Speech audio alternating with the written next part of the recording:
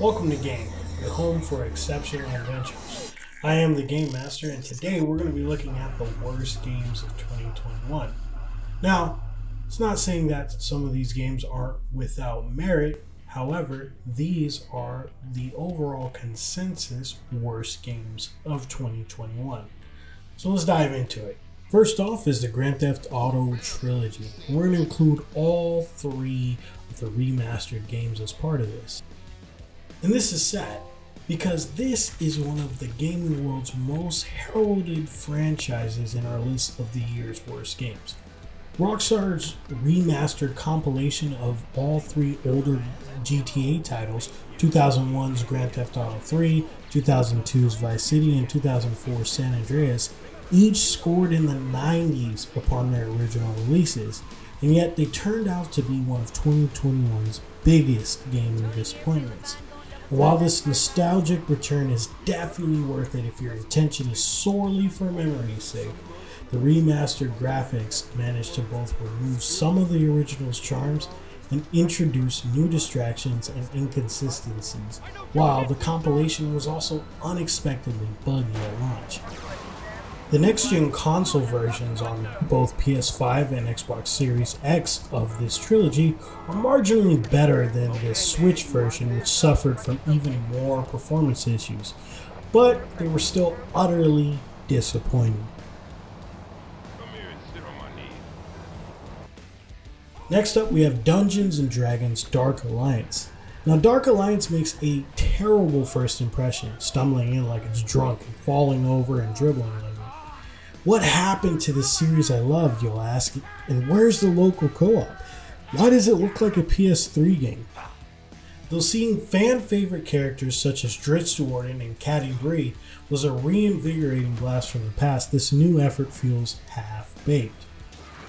Couple this with a generally dated-looking appearance, I don't know why they haven't bothered with textures on this one, and a sometimes stuttering performance on PS5 with wooden animations and enemy behavior so brainless they sometimes seem to barely move at all. The whole thing seems devoid of inspiration or imagination and isn't made terribly well. Dark Alliance is a terrible take on a beloved series, almost as if the developer wanted to squeeze as much as they could out of this IP without giving it the effort and love it truly deserved. Next is Outbreak Endless Nightmare. Now, Outbreak Endless Nightmare is a horror game in the fact that it's just a nightmare to play. The redeeming part of this game is that it has an otherwise decent sound design that attempts to create an atmosphere of creepiness.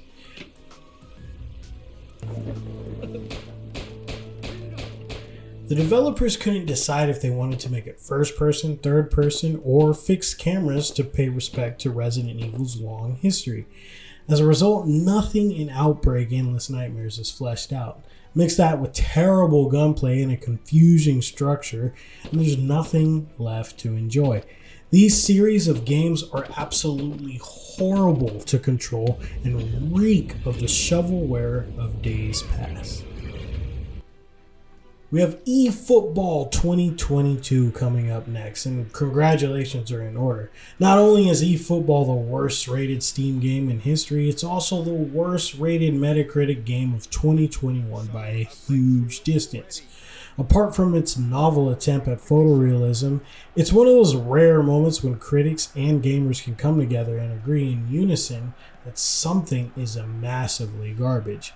EFootball is a hot mess of a game that somehow manages to transform football from an exciting and fast-paced sport into a fever dream where barely human characters kick a concrete spear up and down a sickly green pitch.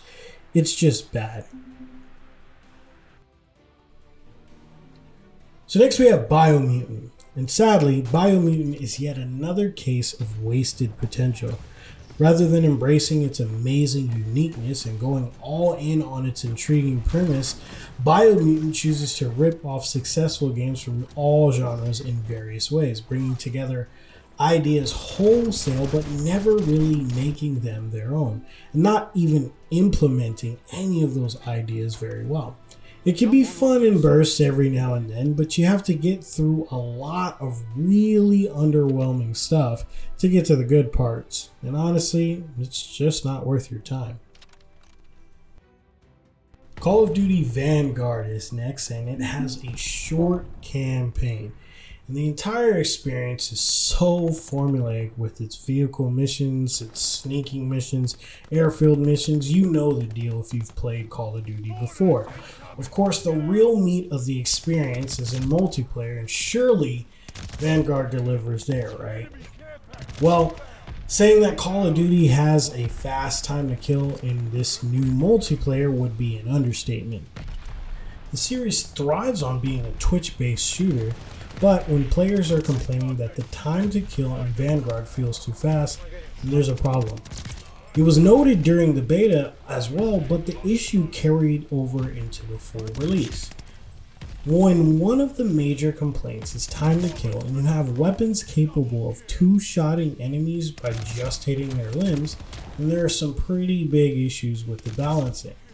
Of the many things that were in the beta and didn't get fixed, here's something that was missing in the beta but added in the final release for some reason. Bloom is essentially random bullet spread. Unlike recoil, you can't control it. It needlessly punishes you for getting the drop on an enemy or shooting first, introducing an element of luck into every encounter, which is just bad for any competitive shooter. All in all, Call of Duty Vanguard is fun, but has so many issues. More likely than not, it will drive you away. Destruction AllStars is next, and this game was originally planned as a full $70 release, as is the policy with new Sony first-party games these days, but then it was delayed 3 months, then put on PS Plus for 2 months, and now it's only $20 in the store. The game is admittedly fun to play, but unlike Sony's higher profile, mostly single-player hits, this foray into attempting to make something live and akin to a Rocket League hasn't gone that well. The game debuted to middling to poor reviews, and a 62 Metascore puts it as the 32nd highest rated PS5 release this year alone. Now, the game's population is starting to struggle, possibly due to the shortage in PS5s, but also because the gameplay is frustratingly slow and a cheap attempt to steal the thunder from far greater titles such as Rocket League and Fortnite. Next up, we have Marvel's Avengers. And like the Hulk and his transformation into Bruce Banner, Marvel's Avengers is a game of shifting personas and experiences.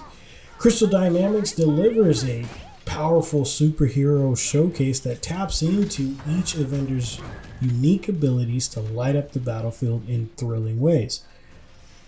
But when the dust settles, it slows down to show softer human side that is every bit as engaging, placing characters that you wouldn't expect in the central role.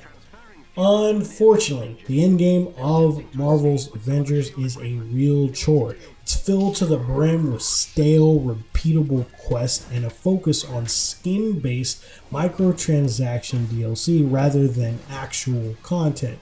And this has dried out the online community.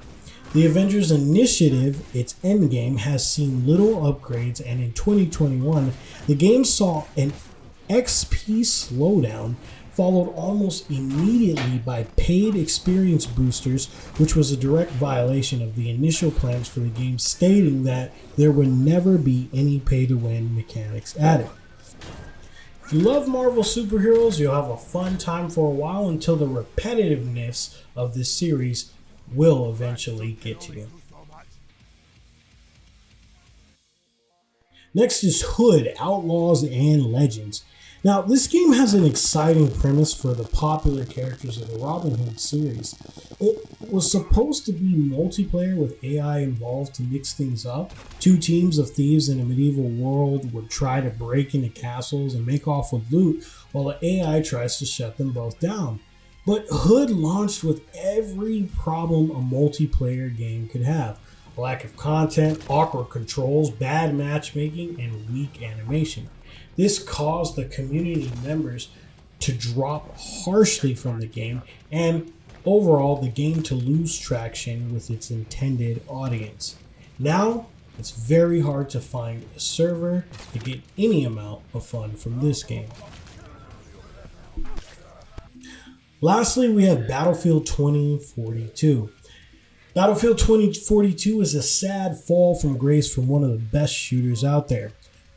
Notoriously known for its large-scale battles and fun, engaging multiplayer, this latest release came filled with bugs, crashes, and a general lack of features and modes. Series mainstays such as a working scoreboard, team voice chat, and the classes we all know and love are either missing entirely or have been changed to attract a more casual audience. It's the common case of not being able to please everyone, and by trying to do so, Battlefield has fallen sharply from grace. Many players quickly abandon the game and return to past titles, thus dropping the player count to levels indicating a massive fail from EA. Since release, there have been some minor updates and a complete delay of the season pass in order for EA to essentially finish the game. The one saving grace of the game is Portal, which has more modes but relies too heavily on the community creating custom maps and content so EA doesn't have to do the work themselves. If you're a Battlefield fan, I suggest you wait until there is more content available. Oh, we died. And that's our list. We hope that you enjoyed today's video, and as always, please subscribe and hit that notification bell to be notified every time we release a new video here on Game. Have an amazing day, and remember to have an exceptional adventure today, whether it's in your game or more importantly, in your life. Enjoy and have fun.